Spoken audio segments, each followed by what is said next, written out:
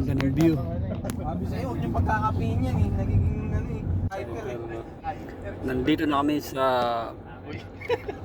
Lucena Province. Escudero. Escudero? Escudero Resort? Yan mo naman yan eh.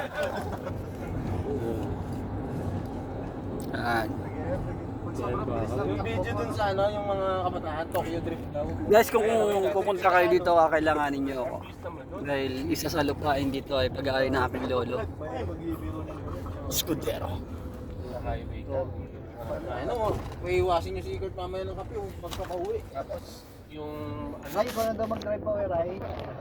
Ganda ng view eh. focus nyo na yan sa iyo. Reverse pala ito eh. May dadatanyog na to, no? Sa dami ng view magaganda, ang pinakamagandang view, alam nyo guys, I love you.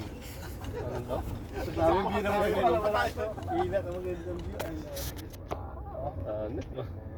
May pick-up line siya, no?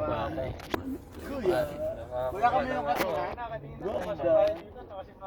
Kuya Will Vlog. Ito may. Happy na. Kuya Will TV. Parang vlogger to eh. Ito Campbell. Nakikita mo na ano dyan.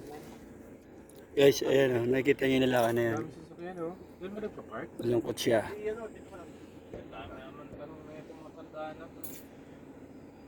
Ganda ng view. Paka-high blood ang puti. Mm. Huwag na yan. Pag-itag mo ng 30, inataya na. Din sila. O, di na tayo magpupa. Walking. Ganda guys. May reservation ng mga ito yata. Tama na yung naka-akate na. Ha? Dito pala pag ano. Okay. May kasal oh. Kaya bulabugin natin. Lucena Province. Si Kurt pala yung kakasal. Dapat yung nasakyan natin. Iyan o. Surprise. Ganda no. Wow. Sino siya? Uy! Doon sa may lilim. no? Sino yan guys? Ano siya eh? Dump truck eh. Piliin mo ba na isang beses eh? Parang yung kanina pihit mo lang yun eh. Ganda guys oh. At least safe. Doon lang sa... Busta Rhymes Vlogger. Malilim talaga. Sa Biga Province. Babae ba siya? Okay lang naman.